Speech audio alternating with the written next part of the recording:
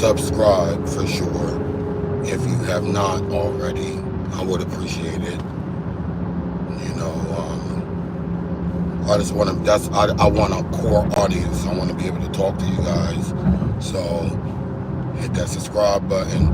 And I always like people's videos, so I thought it was normal, just even off of just principle and respect, even if you dislike it, but throw a thumbs up if you are checking out, the content.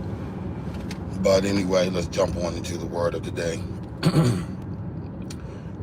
To everyone who's going through something, I have a little something about grief.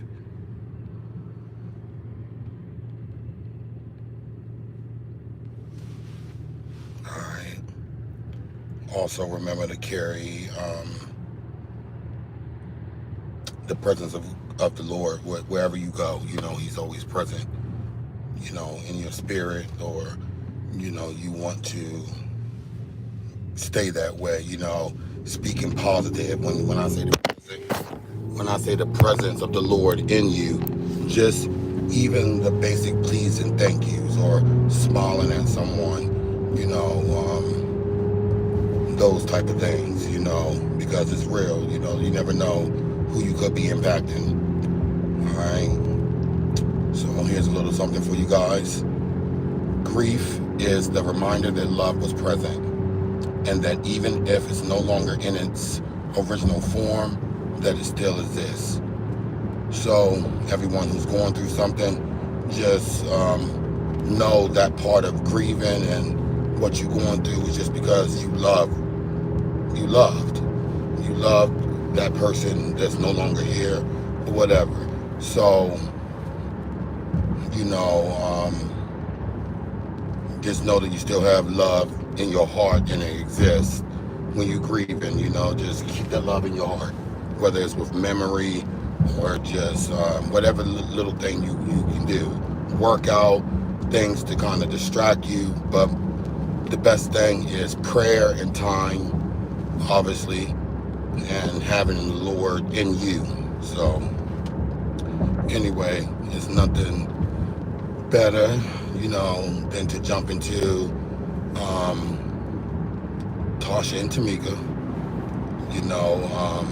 Yesterday, Latasha Scott, she released, she jumped on the Residuals challenge with Chris Brown's song Residuals.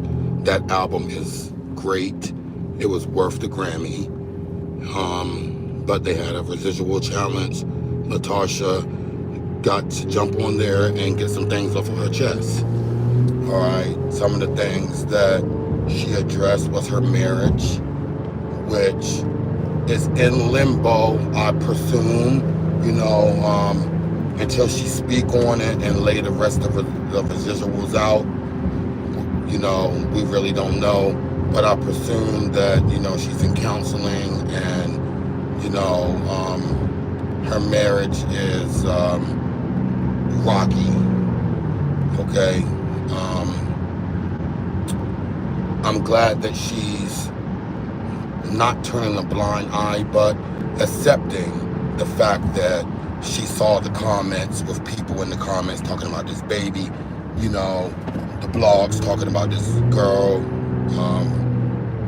this street sushi chick, street taco, that allegedly Rocky was cheating with. So I'm, when Latasha was not saying anything about it, it looked like she was, even though silence is the best thing, it looked like she was guilty or in cahoots with the madness. So I want to say that I am glad that Latasha has spoke out. All right. Now the ball is in Tamika's court, but I don't want Tasha to look at it like the ball is in Tamika's court. Keep on praying, keep on singing. Don't make this look like it was just I hope this just wasn't one reach out. I hope this is something that's continuous through song, and even inviting her sister, real blood sister, and Blood Sister in song to, you know, on 2025, just go into things, blessing people with your voices versus the drama. You know, people always want to bring up the past, and I was going back and forth with some, you know, irrelevant dry wig ass person on Instagram because they want to jump in the comments and say no one can pressure Tamika to forgive, because most of the comments was positive, like forgive your sister, forgive your sister. And yeah, there's some validity in what that person said, but that's not what anyone's asking. That's just, again, Instagram fingers and people's stupid opinions, which is like assholes. We all have them. So you remember that. And the people that's giving this advice, they probably don't even like their own brothers and sisters and mothers. They had issues growing up. But when you grew up in the church, you rolled differently. You don't have time to hear people giving you that dumb, stupid advice. But again, when you're anointed and the Lord is not done with you, he's going to talk to you. So whether Tamika take the olive branch or not, that's between her and God. All right. Anyway, let's move right along, because we're not going to beat that dead anymore. I will share the sisters singing together and also Latasha's video of her reaching out to her sister through song again. Anyway, let's jump into other news. And anyway, another thing is respect your own process. That goes along with what I was just saying. All right, so on TikTok, which I call tick, let's say we call every social media platform is like the suburbs, the hood, or whatever, or whatever the case. TikTok is like the hood. It's like the ghetto. Even when you put positive stuff, it's always negative people. YouTube comments are a little bit more, you know, I guess maybe they hold them. I have no idea, but YouTube comments and Instagram comments are more polite. It's, you know, whatever. But X comments, like Twitter, unfiltered, TikTok, unfiltered, just nasty, dirty, low-down scum ass people, right? So their comments about me putting out Cardi B posted her baby, and I got the video right away and I put it out. So people, Ken Barbie and some other people are like sending me messages like, could you take that down, please? Could you mind your business, please? Moving right along. Not gonna address that with you guys. You take it down and bite me. Have Cardi ask me to take it down. In other news, Birdman fell asleep on stage. I don't know how the fuck that happened. Birdman, he always wears shades and all that, and this comes, I think it was the same stage, the same performance where Lil Wayne, you know, cut him off or whatever. So he happened to fall asleep on stage, literally. The song that they were singing, maybe it's Number One Stunner. That's a boring ass song anyway. But how do you fall asleep on stage? I guess he was on lean. I really did not know that Birdman was into, you know, drugs in that way. Because I thought he was, I don't know, I always thought he rolled differently. But again, if you're around people that's in like Lil Wayne and the people under him, he watched them go through lean addictions. So if they were going through it, why wouldn't he be on it, right? Anyway, I hate to see now that shit, because I never personally seen him fall asleep on stage. He always run me as a P. Diddy of the No Limit. He was always wanting to be seen, wanting to be heard. Yeah, I'm Birdman, blah, you know, put respect on my name, you know, type shit. So the fact that he fall asleep on stage, I'm not sure what to say about that. So Tony Braxton, please be careful with that one or try to help that one because that's crazy. Anyway, all right, let's go into, oh yeah, and Cardi B's baby's name is Blossom. Unique name, and I'll leave it at that. Karen Huger. Yeah, Karen Huger, you get the hoe of the day. I'm gonna be honest with you. I never really paid attention to your story of getting your DUI and all that shit, but Karen Huger was sentenced to 2 years in jail, suspended down to 1 year in jail, right? Which she'll probably do, I don't know, maybe a day and then go on house arrest. I don't know how that goes, but you know, I don't see her actually being clink in jail, but I believe she did get arrested and was locked up yesterday. Okay, at first I was like, I could speak on it, but let me check the details a little bit. So I watched back her arrest, the body cam video of her arrest video. Let me tell you, can you say hot stinking mess? Hot stinking mess. I'm so glad that I waited until like literally yesterday to watch that arrest video, because I would have been trolling the Grand Dame, because that is a cornball. It makes me sick to my stomach to see when certain people get arrested, how they start copping pleas, and all celebrities do this shit. Like, do you know who I am? Yeah, I know who you are. You a drunk, sloppy ass mess. That's who you are. So those cops were way better than me, because when she would have been talking like the way she was talking, she was like, oh, I'm lit. Here's some of the things she said, because I'm going to let you guys peep the video, but let's just touch on some of the things that this crazy woman was saying. She said she was mixed with white and Cherokee. Okay, I hear you, Karen. I will say I do see some of the white in you, because you aged like a white woman. You aged, no offense to white women, but she aged like a white woman, like bad, like Amber Rose. Like, you aged like a little jar of mayonnaise. You just aged really bad, Karen. So that was one of the takeaways. She was telling the cop, I'm Cherokee and white. When I tell you Karen was slizzard, she was slizzard. You feel me? Accident was horrible. Car caught fire, and you could tell she was hurt. This is an old lady.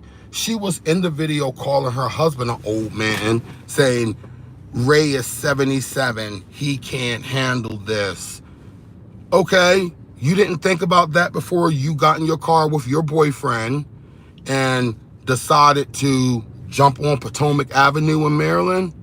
You didn't think about that on a back street. So no other cars were present. You literally, if you see this body cam video, it's disgusting to see. It's like, damn, how did this lady get in the car? Like, she was toe. You hear me? Toe up from the fucking floor up. Literally. Not even tore, toe.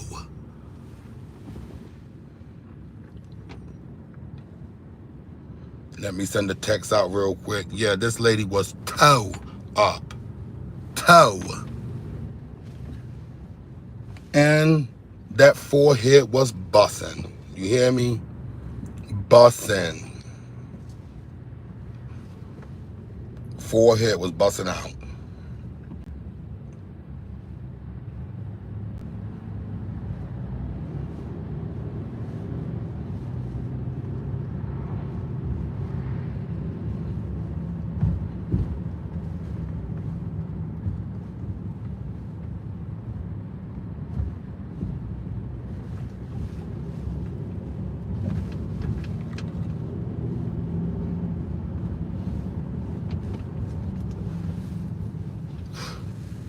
Okay, but yeah, Karen Huger, hot mess, yo. hotmess.com. I can't believe it. It's the craziest shit that you will ever want to see. But anyway, I'm gonna play Karen Huger, and then we can play Let's get back to that breaking news tonight. A guilty verdict in the DUI case against Real Housewives of Potomac member Karen Huger. Yeah, and just in, right now we are getting our first look at the police body camera video from the night of the crash there in March that led to her arrest. Take a look as officers try to question Huger on the scene. Karen, how much are you doing? I'm gonna talk to my husband. Okay, can I talk with him? Yeah. I can't talk to your husband. He's not really involved in this incident. He can. Hey, good morning. Oh, you're at Lorton today? Shit, damn. I just thought I agreed to the Thursdays, but I'm glad I texted you because I'm in traffic, and yeah, I'm glad I texted you. I thought you were okay. No problem. That's what Sheila. I'm gonna say Sheila sent me, but maybe she said the 6th. But I know Veronica texted me.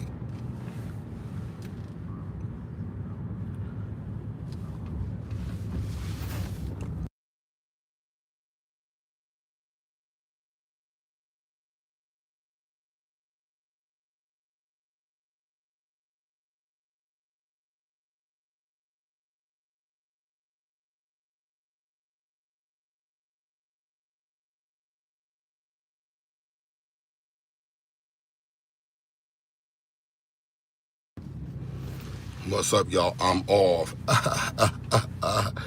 That was Dr. Cortistar, and he just called me and was like, damn, I'm at Lorton today, because I texted him and was like, I'm running a little bit behind. God knows his children. Baby, God knows his children, yo. I'm trying to tell you. I was about to go to work, and I was like, honestly, yesterday, I did a tummy tuck. No, hold on, sorry. Yesterday, I did a breast lift. And, with breast, I'm very, very particular. I gotta make sure my edges come together good, because I don't care if you're having oncology or cosmetic. That's all the patient see is how that incision looks. So, anyway, I take pride in that. That's my work. So my incisions got to be snatched. So that's very important to me.